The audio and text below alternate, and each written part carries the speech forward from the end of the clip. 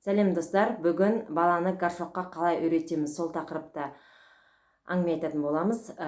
Баланы ең алдымен осы уақытқа егер де тосып үйретпесеңіз, баланы тосып үйреткен дұрыс болады.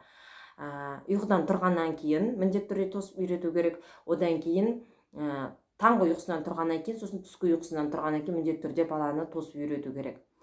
Одан кейінгі ең оптималды жас баланы негізі горшокқа үйрету бір жарым жас, яғни 1 жас 5 айдан бастап, 1 жас 6 айдан бастап баланы горшокқа үйрете беру керек. Яғни горшокпен таныстыру керек. Ол бірден отырып кетпейсе, балаға мүлдем бейтаныс зат бұл. Сол себепті де жайлап үйретуіміз керек. Басында горшокты қойып қоямыз. Мынау горшок, мынау го-го, оған былай отырады деп өзіміз отырып көрсетеміз. Болмаса бір қуыршақты, бір затты, жұмсақ ойыншықты қойып қойсаңыздар, мынау былай отырады, міне осыған мынандай дәрет сындырады, осыған бүйтіп сиеді, осыған бүйтіп шығады деген секілді қылып балаға айтып құлағына сіңістіріп, осылай 1 айдай балаға тоқтамай айтып жүреміз, күніге. Одан кейін 2-ші айынан бастап баланы бұтын шешпей ақ жай ғана отырғызып үйретеміз. Міне мына горшок, отырамыз, бұған былай отырамыз, яғни бала оған отырып үйрену керек. Осылай бір айдай уақыт оны баланы қайта отырғызып үйретеміз. 3-ші айында баланы жайлап жаңағы бұтын шешіп, таңғы ұйқысында енді кішкене ұйқысын аша алмай тұрады. Бір тамақтан кейін бұтын шешіп отырғыздырып үйретеміз. Болмаса кез келген уақытта бұтын шешіп отырғызып үйретсеңіз болады. Себебі бала бұтын шешіп отырып үйренетінін де білу керек. Ол жерге дәрет сындыратынын да білу керек. Сөйтіп, ол бала ол кезде тұрып кете беретін болады. Сол кезде қолына бір печеньені ма, бір жейтін затты ма, яки болмаса бір ойыншықты ма, бір құрастыратын ойыншықты ма, бір қызық ойнайтын ойыншықты ма қойып қойсаңыз, болмаса өзіңіз алданқырап әңгіме айтып отырсаңыз да болады, алдында отырып. Кәнекей отыршы деп қайта тұрып кете берсе де, осылай үйретсек болады. Сөйтіп, бұлай қайта ол тұра береді, осылай бір айдай уақыт өтеді. Сөйтіп, сол 1 ай аралығында бала негізі қай кезде дәрет сындырады? Көбіне көп тамақ жерден алдын. Одан кейін тамақ жеп болғаннан кейін. Мысалы, еміздіріп болғаннан кейін отырғыздырсаңыз болады горшокқа. Болмаса, жаңа тамақ бермей тұрып, енді ол кезде қосымша тамақта жейтін болады ғой бала. Қосымша тамақ жер алдында отырғыздырсаңыз болады. Одан кейін тамақ жеп болғаннан кейін отырғыздырсаңыз болады. Таңғы уақытта ұйқысынан тұрғаннан кейін отырғыздыра берсек болады, жайлап. Одан кейін енді таңғы уақытта, түскі уақытта былай көңіл күйіне де қарағанымыз дұрыс. Себебі балаға ол кезде тосу ыңғайлы ма, отырғыздыру ыңғайлы ма, бірден ол горшокқа отырып кетпейді, егер таңғы уақытта оның көңіл күйі болмай тұрса. Сол себепті бұл уақытта тосып, ал кәдімгі ояу кезінде тамақ ішіп болғаннан кейін, тамақ ішердің алдында, түскі уақытта, тамақ ішіп болғаннан кейін тамақ ішердің алдында қайта бұтын шешіп баланы отырғыздыра беруіміз керек. Ол кезде бала әлі айтпайды, го-го деп. Сол себепті де 1 айдай осылай қайта баланы отырғызып үйретеміз. Ол кезде бірақ баланың бірден бұтын шешіп тастамайсыз, памперстен алып тастамайсыз. Ол кезде памперс кигіздіріп қойып жүресіз.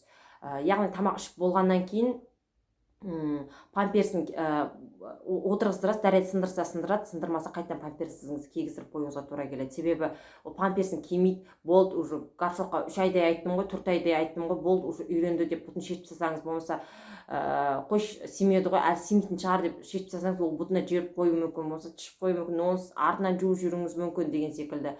Сол себепті де өзіңізде де нервный срыв болып кетпес үшін, балаңызға бір қатты айғайлап, балаңызды ұрып қоймасты үшін, балаңызға әлі памперсін толықтай шешіп алып тастамайсыз. Сол памперспен жүре береді. Ол го-го деп өзі айтып үйренбегенше памперсті әлі алып тастамаймыз. Памперстің орнына жаңа нені қойсаңыз болады. Көп многоразовый памперс деген бар ғой, соны кигіздіріп қойсаңыз болады.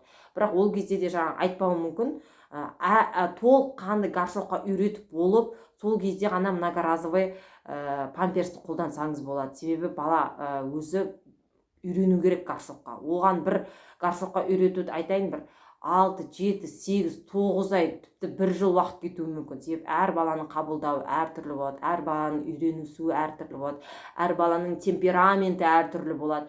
Сол себепті де біреулер жылдам үйреніп кетеді, біреулер жай басар, жай үйренетін болады. Сол себепті де баланы асықтырудың қажеті жоқ. Жайлап осындай темптермен үйрене бастаймыз. Сосын қайта го-го, мынаның аты го-го, мынаның аты горшок. Енді горшок дегенге аты келмейді, оның го-го. Сен сиетін кезде, чатын кезде горшок деп айтып үйрен деп, уже горшокқа үйрете бастайсыз ғой. Тамақтың алдында тамақ ішіп болғаннан кейін мынаның аты горшок, сен бұтыңа симеуің керексің, сен бұтыңа тышпауың керексің, мұны бұтыңа сисең мынандай сасық болады, бұтыңа тышсаң мынандай сасық болады деген секілді өзің памперсін әкеліп көрсеңіз болады. Өсіп жүргің келе ма деп кішкене дауыстап баланы жаңағы ұрысқан сияқты қылып дауыстап айтып баланы жайлап 4-5 ай өсіп жайлап үйретесіз ғой. Одан кейін кішкене дауысыңызды көтеріңкі қылып айтып, балаға бұтқа сиюге болмайды, мынаны горшокқа сию керек, мынаның аты го-го деп қайта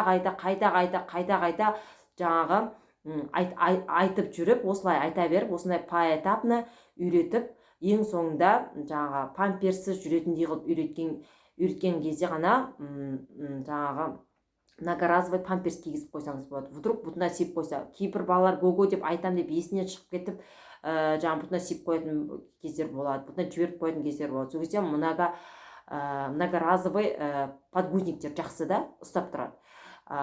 Сол себепті де әбден баланы горшокқа үйретіп, сіңіріп, өзі айтпаймын дегенше памперсті бір жолата алып тастауға болмайды. Енді былай істесеңіз болады, мысалы, горшокқа үйрету кезінде жаңағы сиеді ғой, горшокқа сигеннен кейін ол бір жарты сағаттай симеуі мүмкін. Сол кезде жарты сағаттай бұтын ашып демалдырып қойсаңыз болады. Мысалы, азаны тосқаннан кейін бір жарты сағаттай симеуі мүмкін. Қуығы берік балалар 1 сағат, 1,5 сағат симей жүреді. Енді ол кезде өзіңіз байқайсыз балаңыздың қаншалық қуығы беріктігін, бірақ жарты сағаттай бұтын демалдырып ашып қойсаңыз болады. Памперсін алып тастап, трусик болса трусигін кигіздіріп, болмаса ештеңесін кигіздірмесеңіз, ештеңесін кигіздірмей қойсаңыз да болады. Осылай бір жарты сағаттай дәрет сындырып болғаннан кейін міндетті түрде көз жеткізуіңіз керек дәрет сындырғанына. Сол кезде ана барып памперсін алып тастасаңыз болады. Егер ол жаңағы дәрет сындырмай памперсін алып тастасаңыз, ол 5-10 минуттан кейін назло деген сияқты жіберіп қою мүмкін да. Сол себепті де бірінші дәрет сындырып барып, оның кейін памперсін алып бір жарты сағат, 1 сағат демалдырып алсаңыз болады.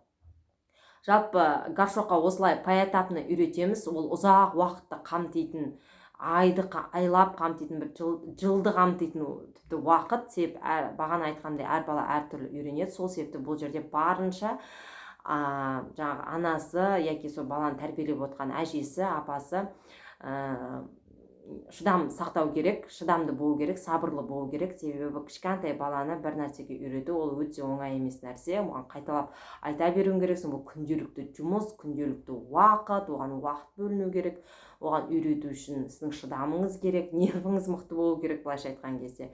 Сол себепті де барынша сабырлы болып, сабырлық сақтап, балаңызды осы бір горшокқа үйрену деген этаптан жақсы өтіп кетулеріңізге тілектеспін. Егер достар видео пайдалы болса, бөлісіңіздер, арнама жазылыңыздар, ұсыныс пікірлеріңіз, сұрақтарыңыз болса, комментке жазыңыздар. Мен міндетті түрде сұрақтарыңызға жауап берем. Менің Алла қаласа осы балалар дамуына байланысты әлі де талай пайдалы видеоларым болады. Сол себепті де арнаға жазылуды ұмытпаңыздар. Көргендеріңізге рахмет.